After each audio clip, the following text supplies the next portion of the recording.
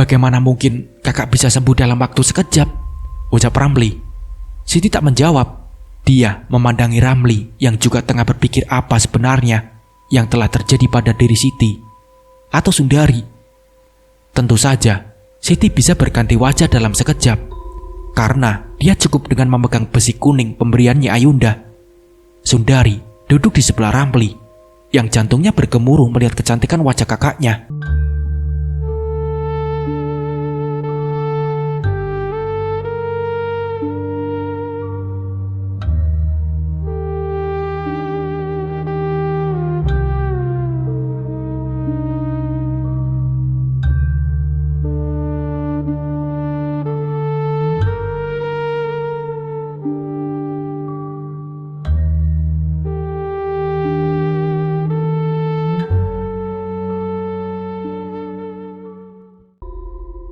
Kakak, sebaiknya kakak menyudahi balas dendam ini.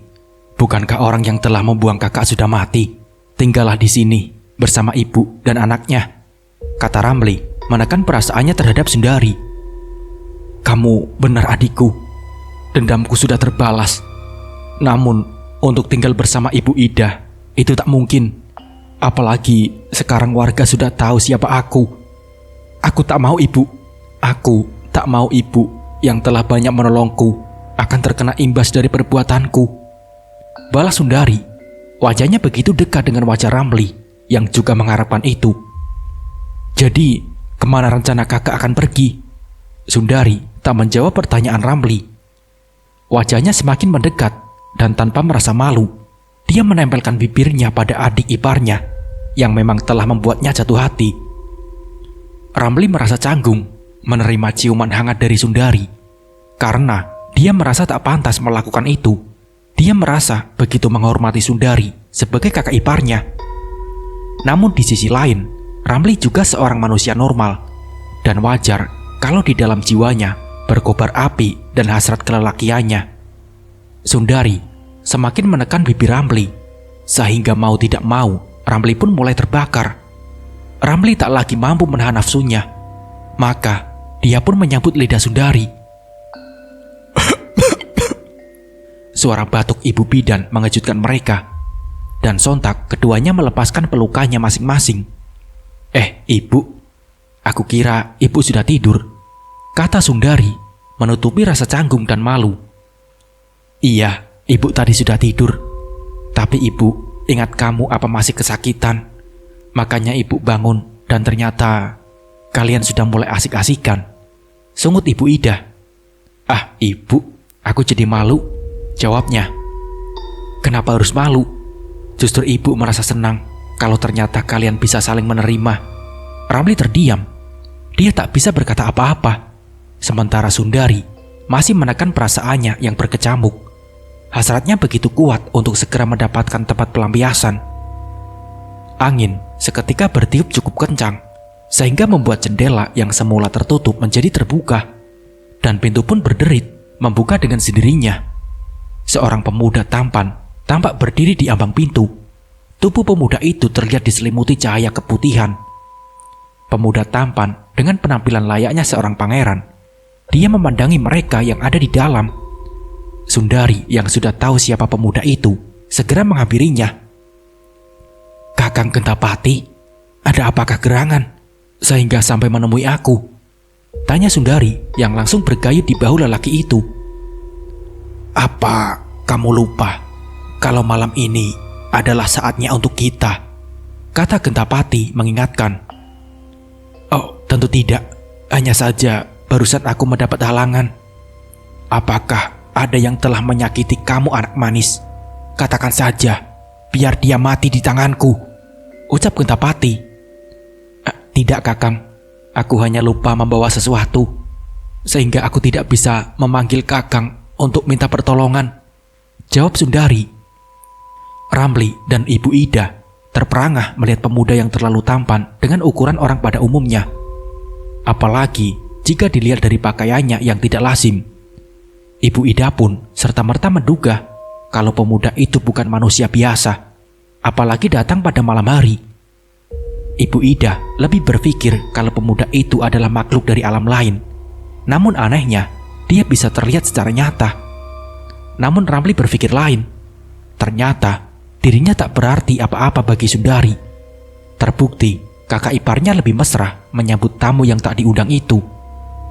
Ada satu perasaan hampa dalam hatinya. Kemesraan yang baru saja ia nikmati harus sirna dalam sekejap. Maka dengan berat ia pun pamit kepada Ibu Ida. Dia tak bisa melihat kemesraan Sundari dengan pemuda yang kini masih memeluk Sundari. Besok saja Ramli, kamu pulang. Sekarang sudah malam. Lagi pula kamu sudah berjanji untuk menemani Sundari. Balas Ibu Ida mengerti perasaan Ramli. Dengan berat hati, Ibu Ida melepaskan kepergian Ramli. Ramli menatap tajam pada pemuda tampan yang masih berdiri di ambang pintu. Kamu mau kemana Ramli? Tanya Sundari ketika melihat adik iparnya itu menyeruak di antara dia dan pemuda tadi. Kemana saja, balas Ramli. Dan tanpa melihat lagi kepada Sundari, Ramli melangkah. Ramli, tunggu, seru Sundari. Aku tahu kamu cemburu sama dia kan? Ucap Sundari membuat Ramli tak mengerti.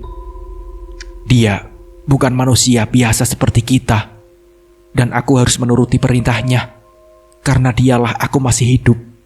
Dan bila kamu memang menyayangi aku, temui aku di hutan Cadas Pangeran, tempat aku untuk menenangkan diri.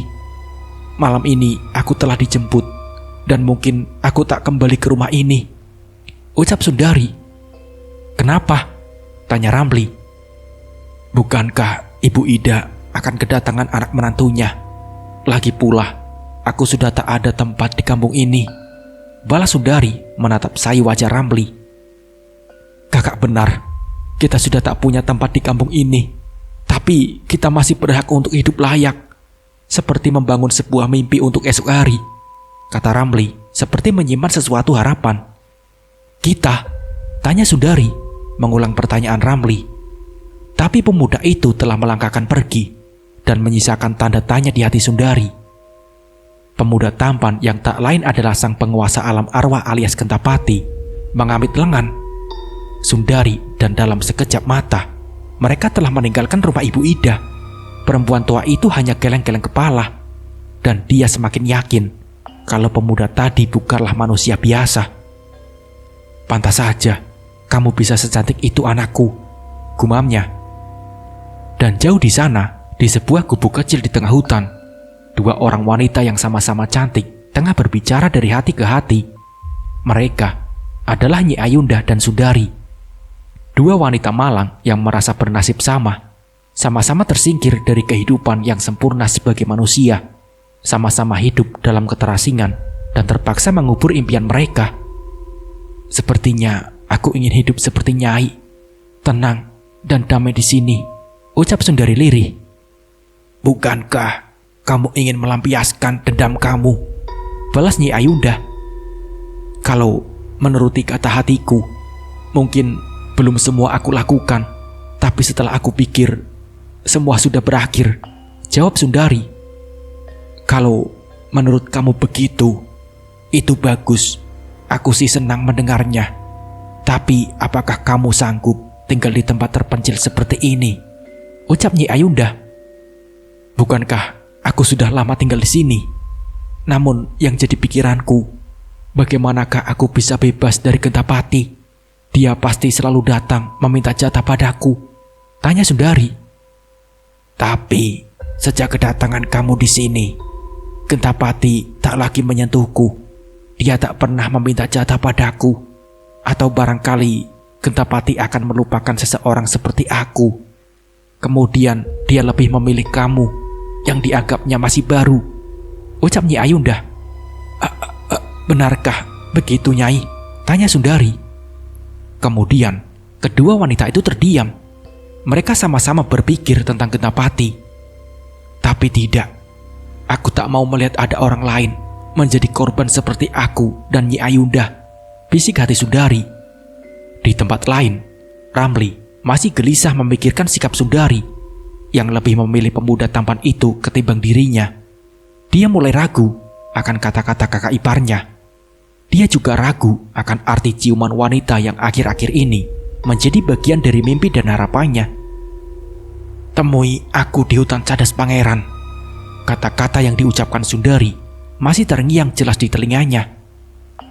Cadas pangeran, di sanakah mereka bersembunyi? Tapi bagaimana mungkin aku ke sana? Bukankah dia akan didampingi pemuda itu? Dan mungkin dia makhluk gaib yang memiliki kesaktian, sehingga Sundari begitu menghargai dan menghormatinya. Mungkin memang aku harus menemuinya untuk menyelamatkan dia dari tekanan makhluk itu. Batin Ramli terus berkata-kata, seolah tengah mencari jawaban akan semua ini. "Kopi bang, dari tadi aku lihat kamu ngelamun saja sih. Ada apa sih emangnya?" tanya Cipeng sembari memberikan segelas kopi. Pusing aku, Peng. Aku jatuh cinta sama kakak ipar aku," kata Ramli sambil menerima kopi. "Kamu yang bener saja, Li. Masa kakak ipar kamu embat juga?" seru Cipeng. "Bekas kakak ipar, kan abang aku sudah meninggal waktu kebakaran dulu," tukas Ramli meralat kata-katanya. "Terus masalahnya apa? Kalau kamu sama kakak kamu sama-sama suka kan nggak ada masalah," ucap Cipeng. "Yang jadi masalah, kakak aku itu lebih memilih cowok yang malam itu datang. Dia seperti pangeran. Kakak aku begitu menghormati seakan mereka ketakutan. Sepertinya dia bukan manusia seperti kita," ucap Ramli. "Maksud kamu makhluk gaib?" tanya Cipeng. "Iya, dan namanya saja sudah bikin aku merinding," jawab Ramli. "Nama? Apa dia juga punya nama?" tanya Cipeng lagi. "Kalau nggak salah, namanya Gentapati," jawab Ramli. "Sebentar, biasanya kalau tokoh zaman pendekar dulu itu bukan nama yang kesohor, tapi julukan. Nah, apa mungkin Gentapati itu cuma julukan doang? Genta itu kan lonceng, pati ya mungkin kematian. Jadi lonceng kematian. Tapi kenapa harus lonceng? Pusing aku kalau nebak yang kayak gini," kata Cipeng sambil garuk-garuk kepala yang tidak gatal. "Sudah deh, daripada kita pusing mikirin nama dan julukan, mending kita santai minum kopi sambil menikmati hidup," ucap Ramli. "Nah, itu baru aku setuju. Nikmati hidup selagi kita masih hidup. Iya gak, Li?" ucap Cipeng. Iya tuh. Kalau sudah mati kan namanya nikmat kematian. Apa mati itu nikmat, Peng?" tanya Ramli. "Kayaknya sih iya. Soalnya tetangga-tetangga aku yang pada mati, mereka betah di sana dan nggak mau balik lagi," jawab Cipeng. Mereka pun tertawa dengan lelucon mereka sendiri. Meskipun Ramli bisa tertawa, namun dalam hatinya masih saja diliputi rasa cemburu yang teramat sangat. Dia berniat untuk mencari tahu keberadaan kakak iparnya itu, yang katanya berada di hutan cadas pangeran. Dan hanya dengan modal nekat, Ramli pun mendatangi tempat yang sebelumnya tak pernah ia kunjungi. Ia hanya pernah mendengar kalau hutan cadas pangeran adalah sebuah lembah yang cukup angker, dan belum pernah ada seorang pun yang masuk wilayah itu. Ramli menuruni batu-batu cadas untuk sampai di bawah sana. Suasana dan aroma mistis pun terasa saat kaki Ramli sudah berpijak pada dataran yang ditumbuhi pohon-pohon besar dengan dedaunan yang lebat. Berkali-kali ia duduk beristirahat karena lelah.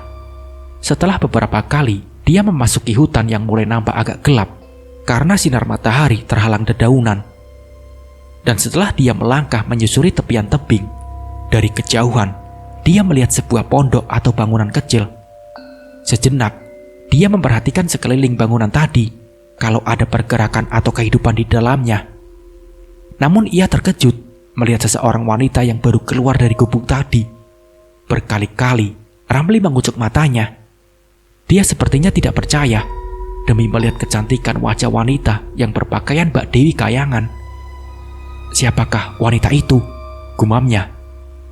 Dia tak lain adalah Nyi Ayunda, wanita yang bernasib seperti Sundari, yang kini menjadi penghuni hutan cadas pangeran. Setelah ketegangan hatinya mereda, Ramli mendekati gubuk tadi. Nyi Ayunda memandangi pemuda di hadapannya. Matanya tajam selidik. "Siapa kamu, anak muda? Apa yang kamu cari di tempat ini?" tanya Nyi Ayunda. Dia menaruh sikap waspada. Namaku Ramli. Aku mencari seorang wanita yang bernama Siti atau Sundari. Dia berpesan agar aku mencarinya di tempat ini. Ramli, tunggu. Sepertinya aku pernah mendengar nama itu. Iya, Sundari pernah bercerita kalau kamu adalah satu-satunya keluarga yang tersisa. Sebaiknya kamu masuk dulu sambil menunggu dia kembali. Nyi Ayunda mengajak Ramli duduk di atas tikar pandan dan menyuguhkan minuman dengan cemilan ketela rebus. Berkali-kali Ramli berdecak mengagumi kecantikan wajah wanita yang sudah tak lagi muda itu. Meskipun begitu, Nyi Ayunda masih memiliki pesona dan daya tarik yang kuat untuk memikat lawan jenisnya. Matanya begitu hidup dalam setiap lirikan. Senyum Nyi Ayunda seakan menggoda dengan ujung lidah yang selalu membasahi bagian bibirnya yang berwarna merah muda, laksana buah mangga yang tengah ranum. Berkali-kali pula Ramli harus memalingkan wajahnya. Ia tak ingin terjebak oleh daya pikat perempuan di hadapannya. Oh iya, namaku Ayunda. Aku sudah lama tinggal di tempat ini, sama seperti kakak kamu. Aku juga adalah korban kebiadaban lelaki. Nyi Ayunda pun menceritakan kenapa dirinya sampai tinggal di tempat sesunyi ini. Maaf Nyi, kalau boleh aku mau tahu bagaimana mungkin wajah Sundari yang telah rusak bisa kembali menjadi cantik, bahkan lebih cantik dari sebelumnya, ucap Ramli.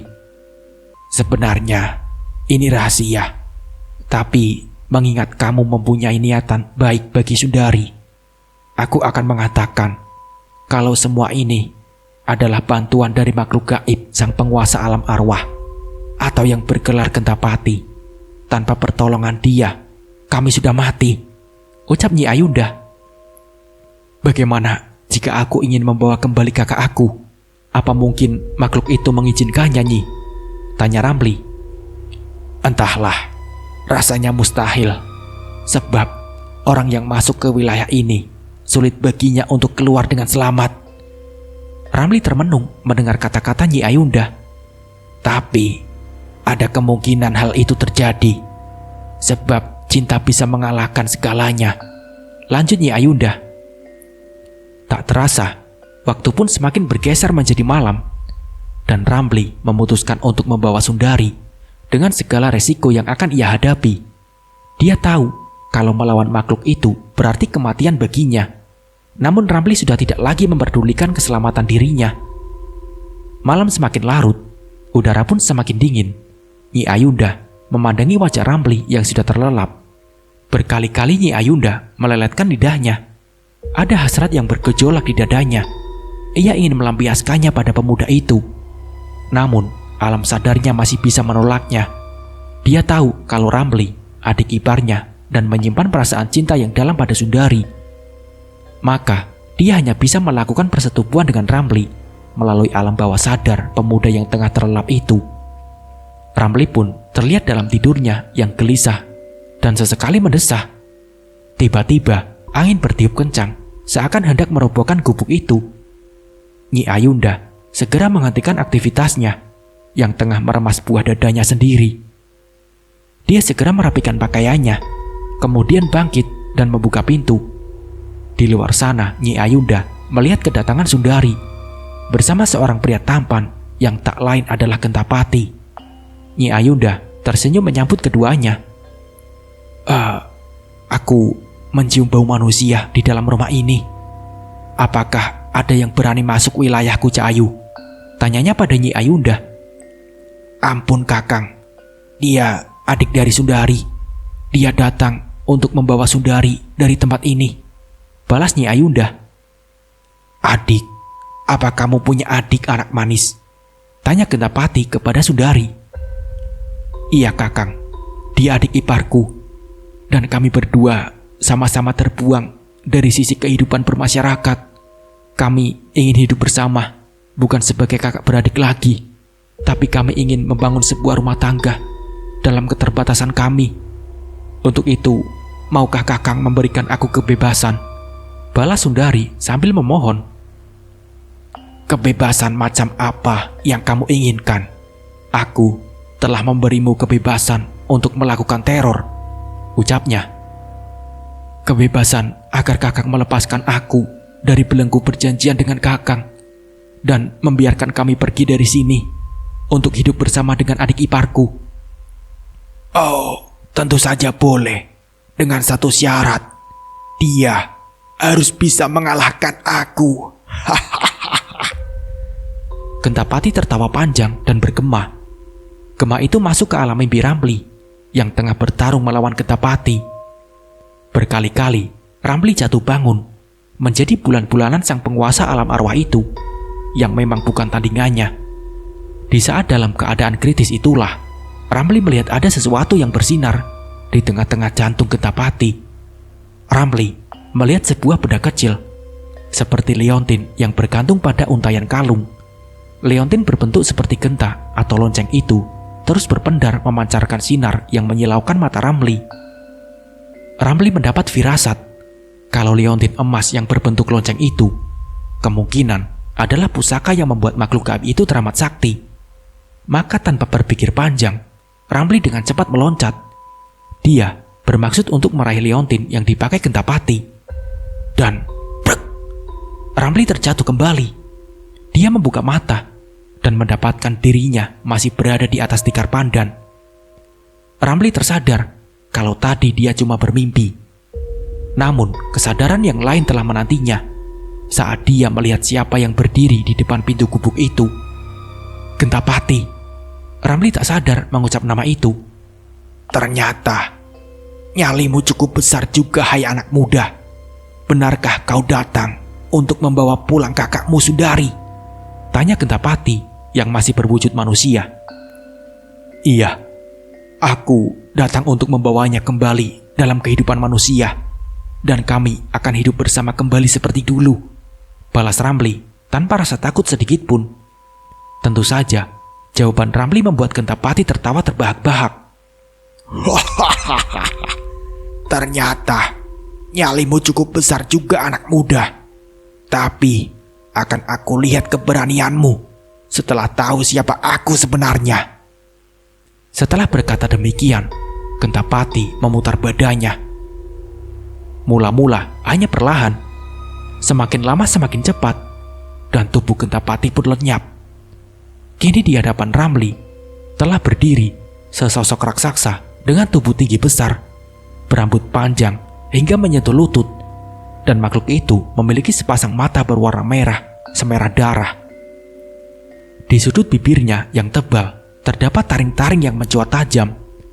Namun yang membuat Ramli tertarik ialah liontin emas berbentuk genta yang kini juga membesar, mengikuti postur tubuh makhluk yang berjuluk penguasa alam arwah.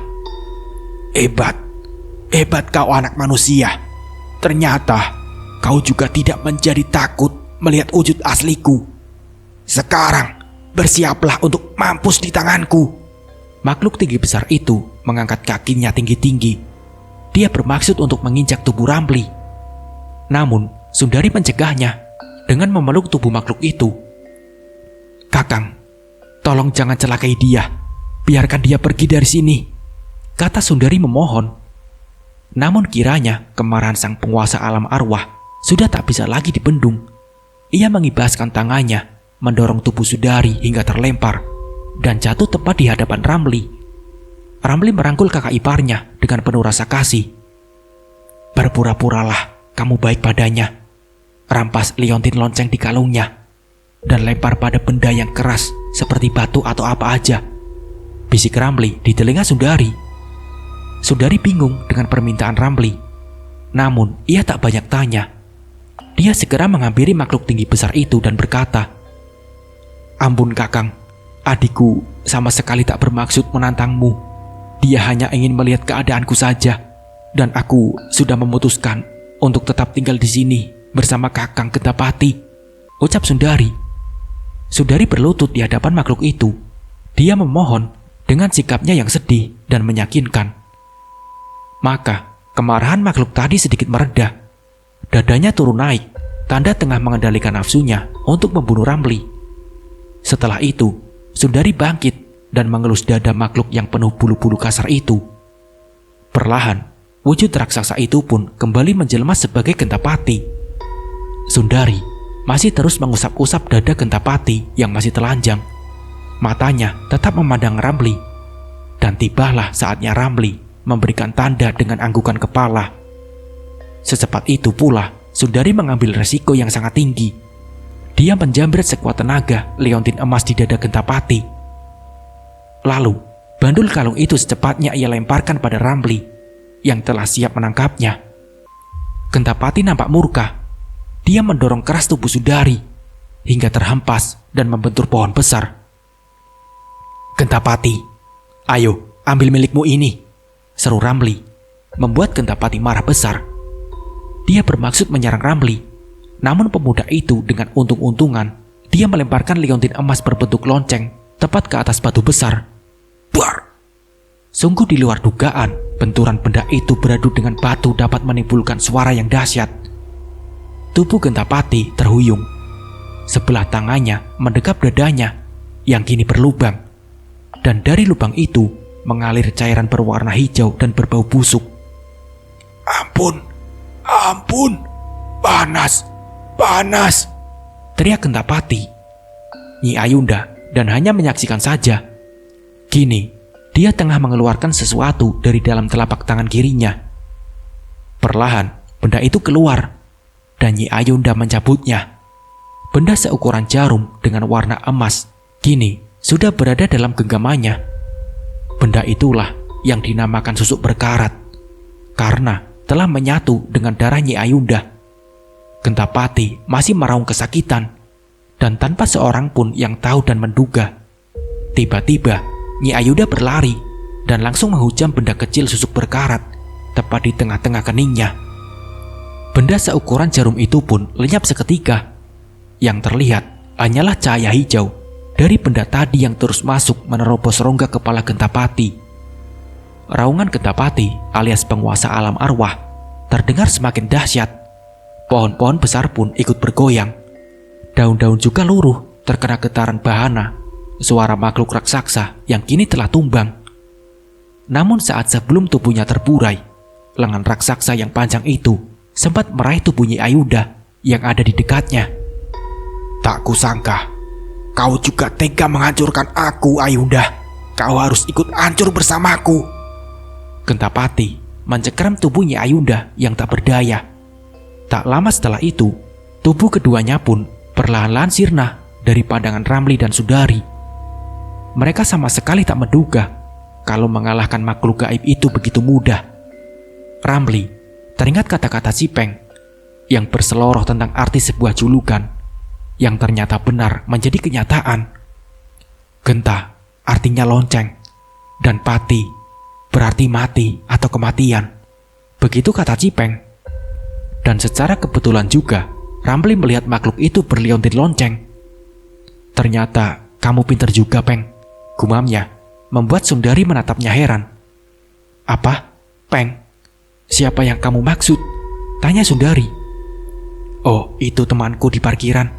Dia mungkin cuma asal tebak. Tapi aku percaya kalau iblis itu juga punya kelemahan," jawab Ramli.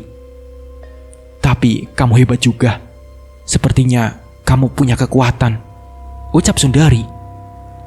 "Iya, aku punya kekuatan. Kekuatan cinta ternyata mampu mengalahkan segalanya," ucap Ramli. "Cinta?" tanya Sundari mengulang kata-kata Ramli. Ramli memandang wajah Sundari yang juga menatap kagum akan keberanian Ramli. Perlahan jari-jari Ramli menggerimit lengan Sundari yang langsung membelas dengan remasanya.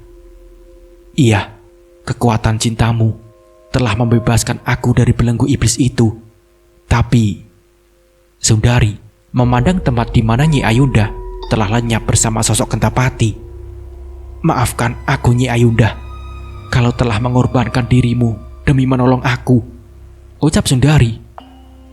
Malam semakin larut, ditambah gerimis kecil mulai turun. Ramli dan Sundari memandang alam hutan cadas pangeran yang semakin sunyi. Tak mungkin mereka pergi dalam cuaca yang kurang bersahabat. Tak ada pilihan lain kecuali mereka menginap di gubuk kecil sampai menunggu matahari esok pagi tiba. dan kita tak perlu tahu apa yang mereka lakukan. Berdua dalam udara yang dingin, mereka membutuhkan sesuatu untuk menghangatkan tubuh mereka satu sama lain. Suara serangga malam pun sudah tak terdengar lagi. Mereka seperti berlomba untuk menyaksikan kedua insan berlainan jenis. Hanya seekor burung hantu yang masih bertengkar di dekat gubuk dan sesekali memperdengarkan suaranya yang parau. Dengan malu-malu, dia mengepakkan sayapnya, berpindah tempat di atas atap gubuk yang tidak terlalu rapat. Matanya yang bulat semakin bertambah bulat melihat adegan di bawah sana, di hamparan tikar jerami. Burung hantu pun mengepakkan sayapnya, mencari dahan yang terlindung dari gerimis yang mulai deras. Dalam hatinya, dia berkata, "Kapan aku bisa melakukan itu?" Namun, tak ada yang mau menjawabnya. Sampai akhirnya, dia pun tertidur. Nah, seperti itulah kisahnya. Terima kasih yang sudah menonton dari awal sampai akhir. Semoga dari kisah ini kita bisa mengambil hikmah dan pembelajarannya. Mungkin cukup sekian dari saya. Wassalamualaikum warahmatullahi wabarakatuh.